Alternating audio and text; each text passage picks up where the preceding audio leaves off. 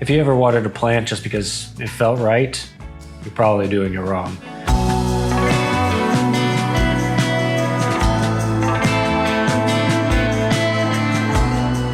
I'm Adam from Dirty Roots Berlin. We're a creative studio that uses indoor plants as an artistic medium, and we make our own handmade sphere planters as well.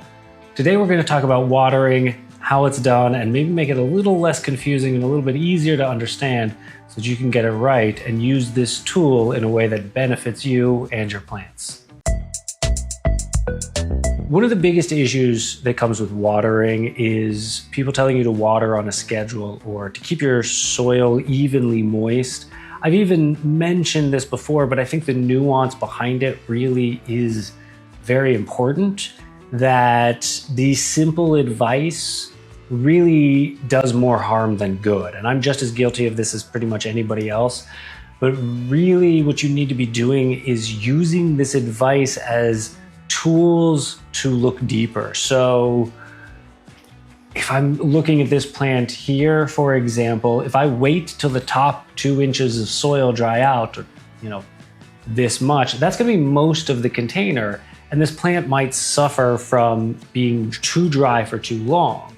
However, if I water it on a schedule, like water it once every week, but in the winter here in Berlin, it's very dark and it hasn't used much moisture, it might stay too wet too long, particularly given how much light it has.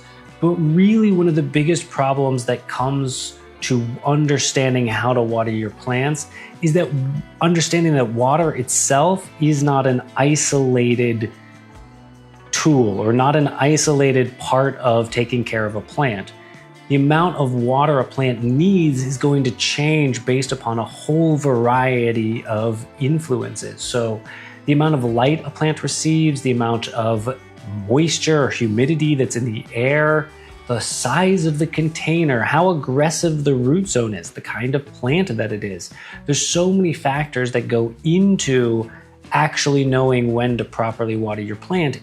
Any advice that is as simple as pick a day of the week and water your plants, or water when the top 2 inches is dry, is naturally going to cause problems when it's not looked at in a sort of more in-depth manner. So I want to do that a little bit in this video. I want to talk a little bit more how watering works, how you can overwater your plants in soil, but not when they're grown directly in water, why that is, maybe demystify exactly what you need to do when it comes to taking care of your plants and watering, and how you can still maybe maintain a schedule without watering them every single Saturday. One of the biggest misconceptions when it comes to watering, it comes from the language that we use. We talk about plants being overwatered, for example, and when a plant is overwatered, the issue isn't that it received too much water and drowned, even though this is the language that we tend to use. What really happened is that the available oxygen in the water was used up, and bad bacteria was able to grow and live and thrive. And those are the kind of bacteria that lead to a rotting situation and a dying plant. That's a lot of words and a little bit more complex, and still doesn't really get to the heart of what's really going on, but it's a little bit more accurate. And I think this is why a lot of people don't really go into it, and they'll just say, oh, the plant was overwatered. But I've got a plant here that's growing directly in water and it's doing just fine. I haven't added water to this or changed the water in months. I just leave it alone and it continues to do perfectly fine. And part of the reason that is because the amount of available oxygen stays fairly high.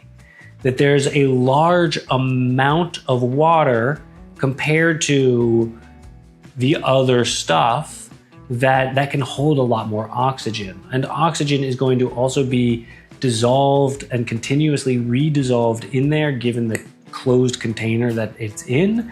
So the oxygen sort of stays in the cycle and in this. And that's really what's more important about the watering, or when it comes to overwatering, is making sure that there's enough available oxygen. The other example of that is for when I've got in soil here. You have water, but you actually have very little water compared to all of the soil particles that are in there. So there's a lot more soil to water. So the amount of available oxygen is significantly lower.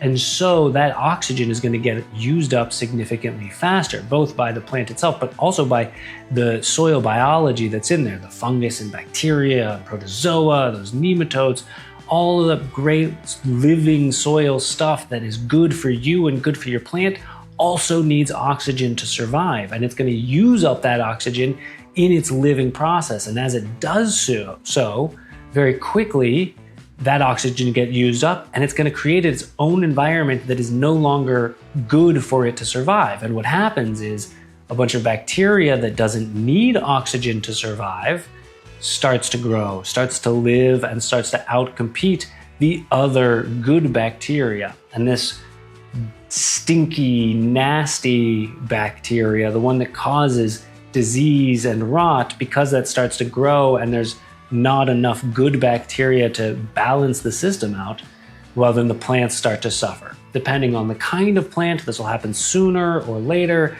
Some plants are more resilient and can handle what are called anaerobic or low or to no oxygen situations.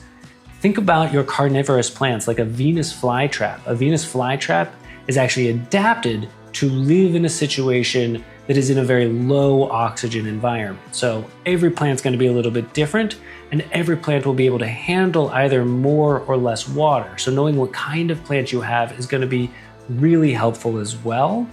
But it's not as essential as just generally understanding that if you're growing in soil, you need a good amount of oxygen in there. And this is why soil mixes, particularly those special mixes that people will recommend, always have some sort of aeration material. This usually comes in the form of perlite or a lava stone or a variety of different inorganic materials that are meant to add air gaps and air spaces so that both the soil biology and the roots can stay healthy and survive. So how do you actually know when to water your plants? There are a couple of different methods that you can use, one of which is particularly if you're a bit risk prone, you can push things a little bit, wait till your plant starts to show you signs. For example, a Ficus benjamina might start to have yellowing leaves. A lot of very common ones like a peace lily is a great one for beginners because the leaves will just sort of flop over without harming the actual plant. So it really shows you very quickly that it needs water. Doing something like this then can give you a better indication of how to treat soil. If you can then see, okay, this is about what the soil is like when my peace lily starts to need more water, perhaps I can keep my other plants in a similar range. So another great tool for figuring out whether or not your plant needs water is what's called a moisture meter. And moisture meters are not very accurate. They don't actually test how much moisture is in the soil. They test the electrical conductivity between materials, which gives an indication of perhaps how much moisture is in the soil. So they're not 100% accurate. It's kind of like a lie detector test. I mean, maybe it's going to point you in the right direction, but let's be honest, it probably should not be used in court. The fact that they still are is kind of criminal. Okay, anyway, the point being, moisture meters are a good indication. I like to use them maybe in several different places within the container just to get a good read. And you can go a little bit deeper than you can with maybe just the tip of your finger. Sometimes deeper is better, not always. However, if you don't want to spend the $2.99 or you just don't want to support Amazon, there are a couple of other really great options. You can go down to your local Asian food restaurant and get some chopsticks. Don't get the nice ones. You would just want cheap, one-time use chopsticks. And you put that into the soil and you're going to leave that in the soil for about 10 minutes maybe. And then you pull that out, and if the stick is wet, if there's bits of soil sticking to it, that's going to give you a good indication that there's still a good amount of moisture, at least at the level that you put that stick into. If it comes out dry or the bits that are sticking to it look like they're really dry and crumbly, that's a good indication that it might need a little bit more water. So, great tools to have on hand. I always keep a few around because actually they're endlessly helpful when it comes to plants. This is just another great use for chopsticks in your home gardening toolkit. One of the other big tools that you can use when it comes to watering is understanding the method you're using to water. Certain types of watering methods will do a better job than others of saturating the soil. A very common one that I see these days is what's called bottom watering, where you sit your plant in a saucer of water and allow it to soak up the appropriate amount of water that it needs. This does work sometimes, but it can be a way to easily overwater your plants. It does often saturate the very bottom layer of the soil, which is the area that tends to stay too wet anyway. So if you're constantly only watering the bottom section, it's a good way to maybe lead to some problems.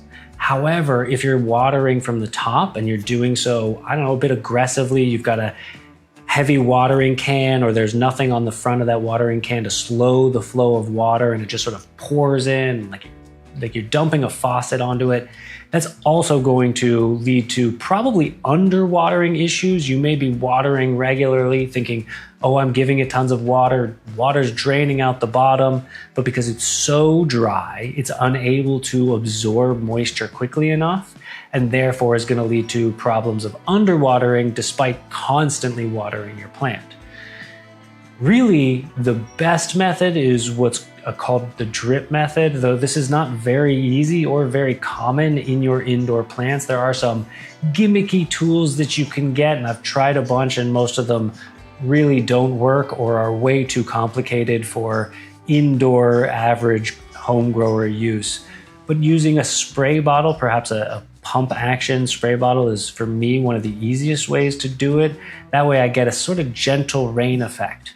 The downside is it takes a lot longer to water your plants. Sometimes I'm there for a good minute or two, really slowly saturating the soil. And this still doesn't necessarily fully resaturate soil that is very dry. You might have to come back once a day and do this once a day. But for me, the slow water misting is one of the easiest ways for me to water most of my plants. And then for a lot of the other ones, I just dunk them in a bucket and let them soak up. So it depends on the plant, how much moisture the plant needs, what kind of pot it's in, but those are my two methods, either fully soaking it or giving it a slow shower. Look, there's a lot more information in my book, so if you want to learn more about watering and all sorts of plant care, please check it out. You can get it on my website. And I want to say thank you so much for watching. If you did find this information useful, please think about subscribing and giving us a comment how you do watering. Does it work for you? And what are the best methods that you've come across so far so we can start trading ideas here in the comments. Thank you so much, and I hope to see you in the next one.